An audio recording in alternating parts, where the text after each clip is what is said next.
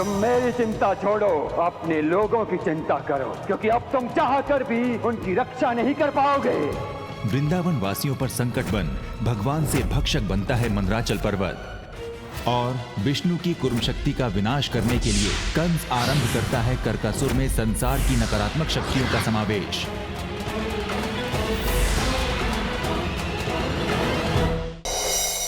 वृंदावन वासियों को मंदराचल पर्वत द्वारा स्वयं के भीतर धारण करता दे कान्हा तथा बलराम रह जाते हैं स्तब्ध। मर्दांचल ने अपनो खेल आरंभ कर दिया है। सगरे वनवासी उड़ उड़ के वहाँ के भीतर जा रहे हैं। अभी तो कंस लीला आरंभ हुई है, जिसका अंत उस विष्णु के अंत के साथ होगा। अगले हफ्ते देखिए कंस के षड्यंत्र हेतु मंदराचल सभी वृंदावन वासियों को अपने अंदर समाहित कर लेता है। अभी तो कंस लीला आरंभ हुई है, जिसका अंत उस विष्णु के अंत के साथ होगा। और कंस करता है करकासुर को कान्हा की कुर्म शक्ति का अंत करने के लिए तैयार। श्री कृष्ण की लीलाओं में एक बार पुनः मथा जाएगा मंदराचल पर्वत को, जो धारण करके बैठा है संपूर्ण वृंदावन को और सभी नकारात्मक शक्तियों को धारण कर स्वर्ण कर्क पुनः लेता है करकासुर का भीषण रूप। कंस, ये है करकासुर, जो पूर्ण रूप से उस कुर्म अवतार का नाश करने के लिए तैयार है। विष्णु का अंत करने वाला अस्त्र हमारा करकासुर। असुर राज कंस तथा दैत्य गुरु शुक्राचार्य के षड्यंत्र अनुसार प्रचंड करकासुर उतरेगा यमुना नदी में। करकासुर, जाओ उस कुर्म को समाप्त कर दो और अपना प्रतिशोध ले लो। और इस षड्यंत्र को लीला में परिवर्तित कर श्री कृष्ण ज्ञात करवाएंगे अपने दाऊ बलराम को उनका मूल स्वरूप। मंदराचल पर्वत को सबक सिखाने हेतु पर्वत को मथने का निश्चय करते हैं श्री कृष्ण। अब आप मथेंगे इस मंदराचल पर्वत को और वह ज्ञात करवाएंगे अपने दाऊ बलराम को उनका मूल स्वरूप। एक बालक होके भी आप में इतना बल कैसे है? आप बता सकते हैं क्यों? क्योंकि आप स्वयं धरती का भार उठाने वाले शेषनाग के अवतार हैं तथा स्वयं धारण करेंगे कुर्म अवतार। अब तो मैं पाताल लोक में ही रहूंगा, मुझे यहाँ से कोई नहीं ले जा सकता। जल भीतर से मंदराचल पर्वत को सतह पर लाएंगे कुर्म शक्तिधारी श्री कृष्ण और रक्षा करेंगे वृंदावन वासियों की। किंतु करकासुर, जाओ, यही उचित समय है। उस कुर्म को समाप्त कर दो और अपना प्रतिशोध ले लो। तभी करकासुर प्रवेश करता है यमुना में और होती है यमुना रक्त सी लाल।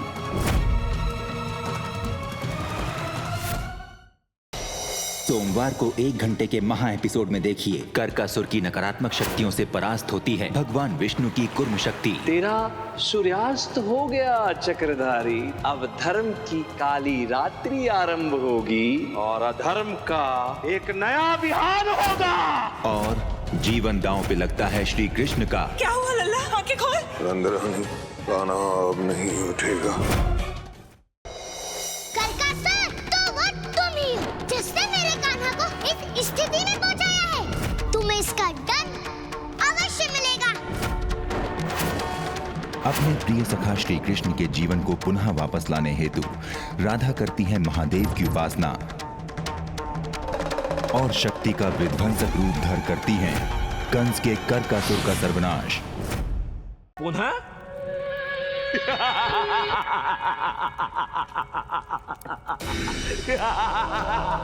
भगवान, भगवान पुनः बच गया, पुनर्जीवित भी हो गया। हर बार भी। अब देखता हूं कैसे बचेगा। यदि तूने छल ना किया होता ना चक्रधारी, तो जन्म लेते ही अपने कारागार में उस परम अवतार श्री कृष्ण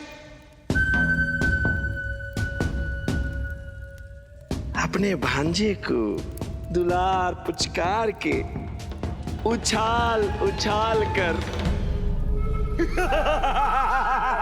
अब भी समय है कंस, अधर्म का मार्ग छोड़ दो।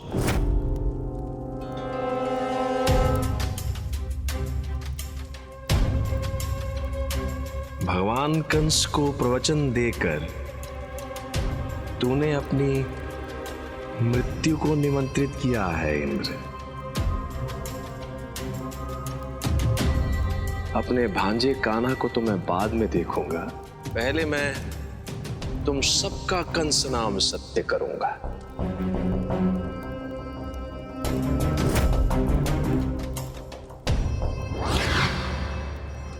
कंस अपनी आंखें खोल, धर्म का सूर्य वृंदावन में उदय हो चुका है। हमारे कान्हा, हमारे नारायण हमारी रक्षा करने अवश्य आएंगे। अब तुम हमारा कुछ भी अहित नहीं कर सकते।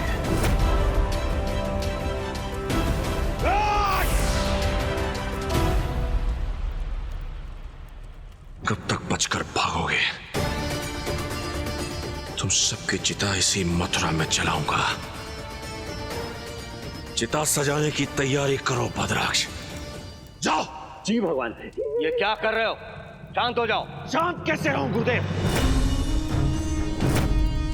वो छलिया जन्म से ही मुझे छल रहा है। मेरे ही कारागार से मुझे भ्रमित करके भाग गया। मेरे एक से एक शक्तिशाली असुरों का वध कर दिया उसने, यहां तक कि करकासुर और कालके तक को नहीं छोड़ा। क्या करूं मैं? कैसे अंत करूं उसका? एक बात तो समझ में आ गई कंस, विष्णु के किसी भी अवतार की हम हत्या करेंगे तो उस अवतार का अंत तो हो जाएगा, परंतु वो कान्हा पुनः जीवित हो जाए। इसीलिए कंस, इस बार ऐसी कोई भूल मत करना कि कान्हा फिर से जीवित हो जाए। मुझसे नहीं हुई भूल, आपसे हुई है भूल। मैं तो केवल आपके आदेश का पालन कर रहा था। आपने मुझे बताया था कि करकासुर कुर्मा अवतार को मार सकता है, किंतु ये नहीं बताया कि उस करकासुर को वो विष्णु की अर्धांगिनी लक्ष्मी मार सकती है। सहस्त्रों वर्षों से मैं इस प्रतिशोध की अग्नि में जल रही थी। अब उसी अग्नि में हमारा परम शत्रु विष्णु जलेगा। चलो बहना, हम सब मिलकर विष्णु के उस परम अवतार श्री कृष्ण का अंत करते हैं। वराह तथा नरसिम्हा शक्ति से हुए पराजित हिरण्याक्ष तथा हिरण्यकश्यप इस बार अपनी बहन होलिका संग लेने आते हैं श्री कृष्ण से प्रतिशोध। हमें तुमसे कभी प्यार था ही नहीं, कभी नहीं था। हमारा बस एक लगाव था तुम्हारे लिए, और ये बात हम कभी भी समझ नहीं पाते अगर समीर हमारी जिंदगी में नहीं आया होता तो। अग्नि ने मेरे साथ बहुत गलत किया है, बहुत गलत। मैं उसकी सच्चाई सबके सामने लाकर ही दम लूंगा। रूल्स तय किया ना हमने। क्या था रूल नंबर 1? यही था ना कि तुम चिपकोगे नहीं, टच नहीं करोगे।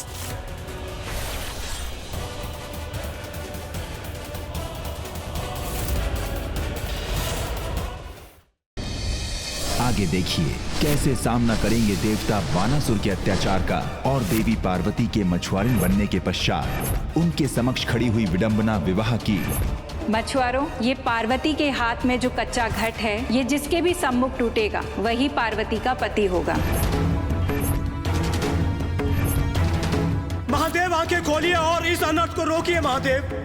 अब क्या करेंगे महादेव? हमारे तुम्हारे रास्ते बिल्कुल अलग हैं, इसलिए तुम जाओ अपने रास्ते और मैं जा रही हूँ अपने रास्ते।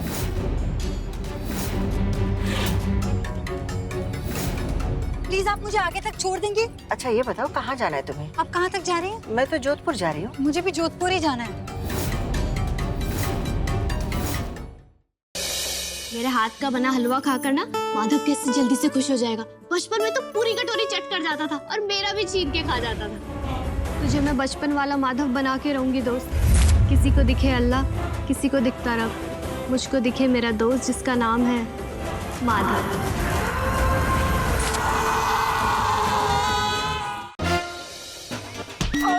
सुपर, हमें इस घर में ऐसे ही सिक्योरिटी गार्ड की जरूरत है। अब तो आप हमें साथ ही रहोगी ना? अब दवाई आ गई। माजी,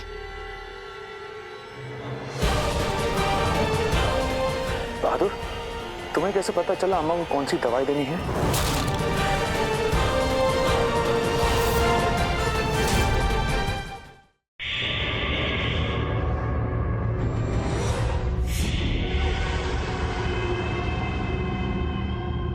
आइए ना, आपसे कुछ जरूरी बात ही करना है। अभी जी मैं कुछ समझ नहीं पा रहा हूँ कि आप क्या कहना चाह रही हैं। आए भाभी जी प्लीज डोंट